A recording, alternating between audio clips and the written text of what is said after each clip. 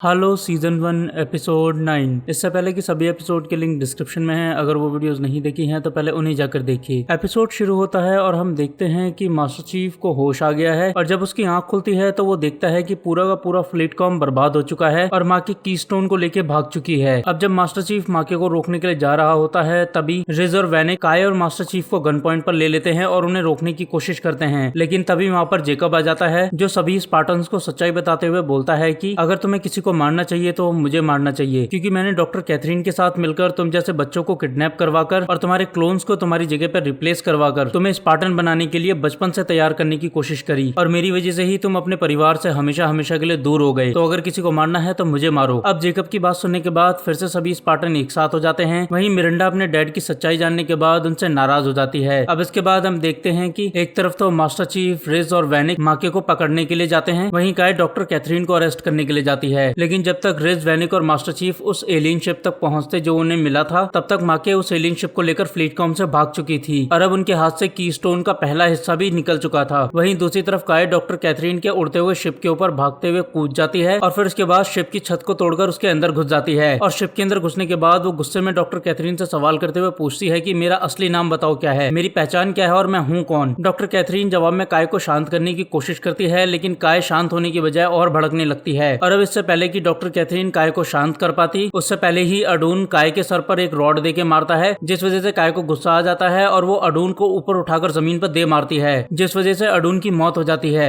और जब काय अडून को मार रही होती है तभी डॉक्टर कैथरीन मौका देखकर इमरजेंसी एस्केप पॉड के अंदर बैठकर अपने शिप से भाग जाती है। और अब एक तरफ तो मास्टर चीफ के हाथ से माके निकल चुकी थी, वहीं काय के हाथ से डॉक्टर कैथरीन भी निकल चुकी थी। डॉक्टर कैथरीन के शिप को छोड़ते ही उनका शिप फ्लीटकॉम के एयरबेस के अंदर क्रैश हो जाता है, लेकिन क्योंकि काय ने स्पार्टन सूट पहना हुआ था तो इसलिए क्रैश में उसे कुछ नहीं होता और वो सही सलामत जिंदा लौट आती है। इसके बाद हम फ्लीटकॉम के कंट्रोल सेंटर के अंदर देखते हैं कि जेकब डॉक्टर कैथरीन के इमरजेंसी एस्केप पॉड को गिराने के लिए ईएमपी गन को तैयार करवाता है और फिर डॉक्टर कैथरीन के पॉड के ऊपर फायर करवा देता है। ये वही गन होती है जिस गन से फर्स्ट एपिसोड के अंदर मास्टर चीफ के शिप को बेकार करके उसके सारे इलेक्ट्रॉनिक सिस्टम्स को फेल करके उसके शिप को जमीन पर गिराया गया था। और अब इसी ईएमपी गन की मदद से जेकब ने डॉक्टर कैथरीन के पॉड को जमीन पर गिरा दिया था और साथ ही अपनी आर्मी को भी भेज दिया था डॉक्टर कैथरीन को अरेस्ट करने के लिए। अब पॉड के गिरने के बाद डॉक्टर कैथरीन अपने आप को बचाने के लिए काफी दूर तक भागने की कोशिश करती है, लेकिन फिर थोड़ी दूर तक भागने पर ही डॉक्टर कैथरीन को यूएनएससी सोल्जर्स अरेस्ट कर लेते हैं और फिर उसके बाद उसे अरेस्ट करके फ्लीटकॉम लेकर आ जाते हैं, जहां पर उसके ऊपर कई सारे चार्जेस लगाए जाते हैं। और ये चार्जेस इतने ज्यादा थे कि या तो डॉक्टर कैथरीन को देश निकाला दे दिया जाता, यानी कि उसे यूएनएससी कंट्रोल प्लैनेट्स के अंदर घुसने की इजाजत नहीं होती, लेकिन ऐसा करने से यूएनएससी को ही फ्यूचर में खतरा हो सकता था, क्योंकि डॉक्टर कैथरीन इसके बाद यूएनएससी के दुश्मनों से जाकर मिल सकती थी। तो इस वजह से यूएनएससी डॉक्टर कैथरीन को सजा के तौर पर आर्टिकल 72 के तहत मौत की सजा सुनाती है और फैसला करती है कि डॉक्टर कैथरीन को उसके सभी गुनाहों के बदले अपनी जान देनी पड़ेगी। अब डॉक्टर कैथरीन के अरेस्ट होने के बाद मिरिंडा आखिरी बार अपनी मॉम से मिलने आती है और यहाँ पर मिरिंडा अपनी मॉम को उसकी मौत की सजा के बारे में भी बता देती है। अब यहाँ पर हम नोटिस कर पाते हैं कि डॉक्टर कैथरीन की नाक से लगातार ब्लड निकल रहा था और वो बार बार अपनी नाक से अपने ब्लड को पोंछ रही थी। असल में यूएनएससी सोल्जर्स ने जिसको अरेस्ट करा था वो डॉक्टर कैथरीन थी ही नहीं, वो डॉक्टर कैथरीन का क्लोन था। और क्योंकि क्लोन्स थोड़े टाइम में ही मर जाते हैं और उनकी पहचान ही यही होती है कि उनको सरदर्द होने लगता है और उनकी नाक से लगातार खून निकलने लगता है, और यही चीज डॉक्टर कैथरीन के क्लोन के साथ भी हो रही थी, जिसको इस टाइम तो कोई नोटिस नहीं कर पा रहा था। लेकिन जब मिरिंडा अपनी माँ से मिलकर जाती है तो उसके थोड़ी देर बाद डॉक्टर कैथरीन का क्लोन मरने लगता है और फिर उसकी नाक से बहुत ज्यादा खून निकलने लगता है। और जब मिरिंडा ये सारी चीजें देखती है तो वो पहचान जाती है कि ये उसकी माँ नहीं बल्कि उसका क्लोन है, जिस वजह से वो अपनी माँ के क्लोन को पकड़ते हुए उस पर चिल्लाते हुए पूछती है कि मेरी माँ कहाँ पर है, मुझे बताओ। लेकिन क्लोन कुछ नहीं बोलती और फिर फाइनली थोड़ी देर के अंदर ही उसकी मौत हो जाती है। और अब जैसे ही एडमिरल पेरेंगोस्की को भी ये बात पता चलती है कि जिसको वो लोग पकड़ के लेकर आए वो डॉक्टर कैथरीन नहीं बल्कि उसका क्लोन है, तो यूएनएससी डॉक्टर कैथरीन को वांटेड घोषित कर देती है और उसको लेकर रेड अलर्ट जारी कर देती है। अब एक तरफ तो डॉक्टर कैथरीन गायब थी, वहीं दूसरी तरफ माके भी कॉवेनेंट लीडर्स के प्लेनेट रास्कोट्स्का पर पहुंच गई थी और वहां पहुंचने के बाद उसने कीस्टोन के पहले हिस्से को भी प्रॉफिट्स को दे दिया था। और अब कीस्टोन के दोनों हिस्सों के मिलने के बाद प्रॉफिट्स ने उन दोनों हिस्सों को आपस में जोड़ दिया था और साथ ही प्रॉफिट्स ने तैयारी कर ली थी हालो रिंग तक जाने की, लेकिन उससे पहले उन्हें होली वॉर करनी थी जिसके अंदर वो सभी ह्यूमंस के साथ साथ माके को भी मारने वाले थे। और ये बात माके को भी पता थी कि एंड टाइम पे प्रॉफिट उसे धोखा जरूर देंगे, लेकिन उसके पास और कोई ऑप्शन नहीं था। अब इसके बाद हम देखते हैं कि मास्टर चीफ मिरिंडा की लैब के अंदर जाता है, जहाँ पर वो माके की बताई गई भविष्यवाणी को रिपीट करता है और बोलता है कि माके ने मुझे कॉवेनेंट की भविष्यवाणी के बारे में बताया था और कहा था कि जब सभी सितारे शीशे की तरह चमकने लगेंगे तब एक पवित्र हवा उन काबिल लोगों को हालो रिंग तक पहुंचने का रास्ता दिखाएगी और फिर वो उन्हें देवता बना देगी। और क्योंकि एलियन शायरी नहीं करते तो इसलिए स्टार्स के शीशे की तरह चमकने के पीछे जरूर कोई ना कोई क्लू मौजूद है। और अब इसी पॉइंट को पकड़कर मास्टर चीफ पूरे एस्प्रो सिस्टम को छानने लगता है और तब उसे पता चलता है कि एस्प्रो सिस्टम के अंदर एक प्लेनेट है जो पूरी तरीके से छुपा हुआ है और वही है राजकोट का प्लेनेट जहाँ पर माके गई है और वहीं पर प्रॉफिट्स भी हैं। और अब मास्टर चीफ को राजकोट का प्लेनेट की लोकेशन मिलने के बाद मास्टर चीफ अपनी सिल्वर टीम के साथ मिलकर कीस्टोन के दोनों हिस्सों को लेने के लिए निकल पड़ता है। अब जब मास्टर चीफ और सिल्वर टीम राजकोट का की तरफ बढ़ रहे होते हैं तभी रास्ते में कोटाना मास्टर चीफ को बताती है कि डॉक्टर कैथरीन ने मुझे ऑफर दिया था कि जैसे ही सिल्वर टीम मास्टर चीफ को बेहोश करके डॉक्टर कैथरीन के पास ले आएगी तो तब उसके बाद मैं तुम्हारी बॉडी पर कब्जा कर सकती हूँ और उसे पूरी तरीके से अपना बना सकती हूँ।